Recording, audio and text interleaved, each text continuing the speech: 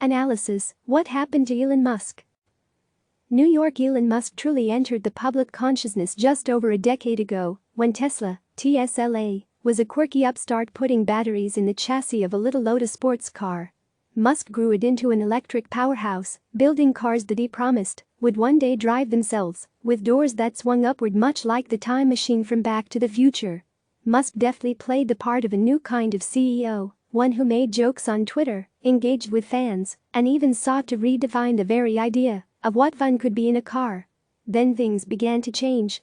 Increasingly, the risks Musk has been taking are not with his own money, or even his own life, but with the money, careers, reputations and lives of others. And the boundaries that once held him back are caving under the pressure. This week, the fun CEO from the past has become something different. What that is exactly may depend on your view of him and the current pandemic. Maybe he's a figure out of an Ayn Rand novel standing up against sweeping, authoritarian and undemocratic restrictions on individual liberty that are holding back business and the public, working for the greater good and ensuring that his workers can keep earning a living. Or maybe he's just another old-school executive, albeit one who's very attached to Twitter, demanding that he be allowed to send his non-unionized factory workers back to assemble cars at potential risk to their health, and in violation of orders from the local health department in service of no greater purpose than his company's profits. Musk's public persona today could not be more different from its beginnings.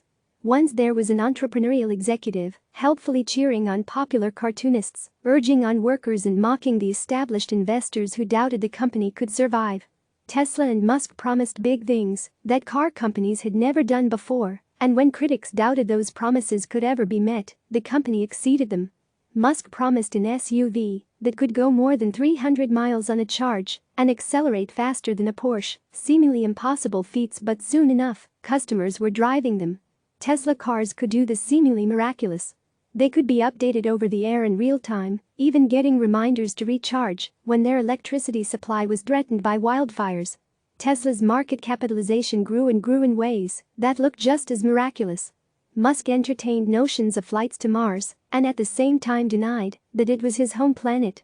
He behaved unlike any other car company CEO before him, and legions of adoring fans fell in line, giving his Twitter account a level of attention rivaling that of President Donald Trump.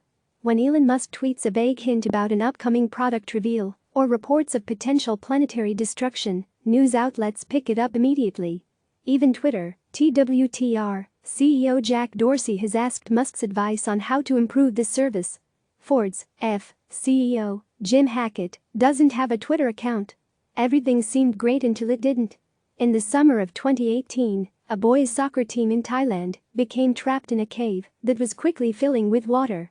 As the 12 boys and their coach waited desperately for rescue, Musk stepped in to offer his services.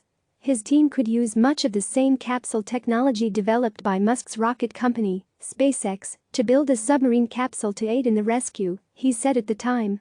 But after one of the rescuers involved in the life-saving effort criticized the vessel, Musk lashed out, baselessly calling the rescuer a pedo, which is often shorthand for pedophile, but which Musk maintained merely meant creepy. It was the first time that Musk's apparent belief that he can do anything, that he knows better than the traditional experts, brought a wide public backlash down on him. The rescuer sued Musk for defamation. Musk won, and the civil victory only seemed to embolden him and appeared to defuse the effect any criticism had had on him. Whereas Musk was once the rebellious leader of a scrappy upstart, he was now the wealthy tycoon who had crushed a lone emergency responder in court after publicly calling him, at best, creepy. Even before the lawsuit victory, however, Musk's Twitter account veered in another expensive direction.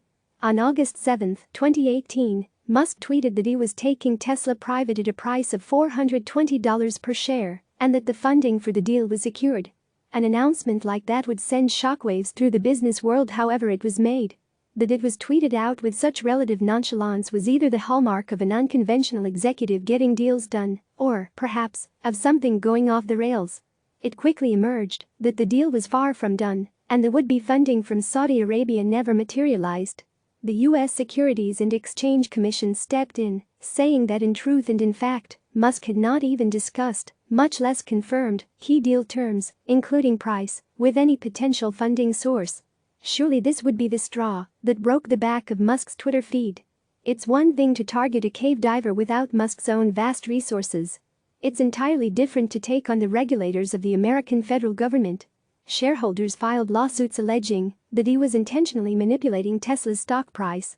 The SEC wanted to prohibit Musk from acting as an officer or director of a publicly traded company, effectively demanding that he be removed from Tesla entirely.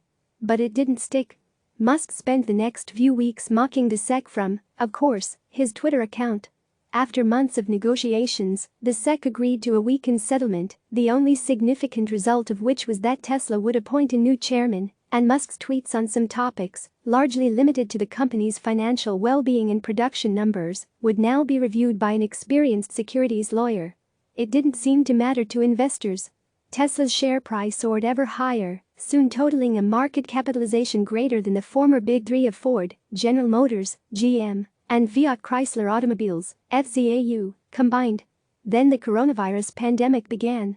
In a county that is one of the hardest hit by coronavirus in the area, Tesla workers are returning to the company's factory in Fremont, California. Despite an order from local health authorities prohibiting the manufacture and assembly of non-essential goods, the Tesla factory began churning out vehicles once more over the weekend. Musk, as usual, took to Twitter, saying that if anyone was to be arrested for violating the order, it should be him. The local health department capitulated, acceding to Musk's demands that the factory reopen next week, even though production has already restarted. It is a situation that has been months in the making. Musk has long questioned the actual risk from the coronavirus. As early as January, he tweeted that the coronavirus was no more dangerous than other common viruses, despite expert opinions that it is, in fact, far more deadly. By March, when there were just over 15,000 confirmed COVID-19 cases nationally, he was tweeting that the U.S. would have close to zero new cases by the end of April. The coronavirus panic is dumb, he wrote. Also in March, when Alameda County, California, where Tesla's headquarters and a manufacturing facility are located, put in place stay-at-home orders, Tesla delayed its shutdown for a week. But by the end of April, the country was fast approaching the 1 million cases mark. By the time Musk forced his factory to reopen, more than 80,000 Americans had died. On a recent conference call with investors, Musk took time to rail against stay-at-home restrictions that, he said, were hampering his business, likening them to forcibly imprisoning people in their homes. In reopening the factory, Musk and Tesla have said that steps are being taken to ensure worker safety. County health officials have said they would be monitoring those efforts to ensure that workers are, as much as possible, protected from infection. Musk and Tesla are not known for erring entirely on the side of caution, even when it comes matters of safety. This is, after all, the company that provides autopilot semi-autonomous driving software for its cars that comes with the warning that it is still in beta test mode. Musk and Tesla have insisted that the software is, on balance, safer than an unaided human driver when used as intended.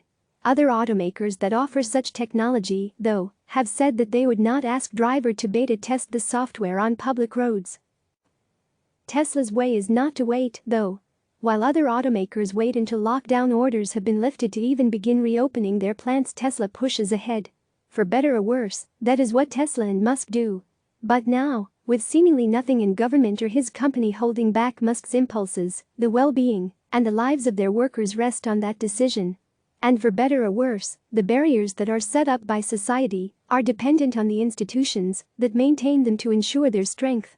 But those barriers were not designed to withstand an assault from an aggressive CEO backed by vast personal wealth, workers faced with a soaring unemployment rate, and a regulatory framework that crumbles when faced with a genuine, calamitous test. With an Elon Musk-sized hole smashed in those barriers, it's unclear that anything is holding Musk back. Click subscribe to receive the latest news.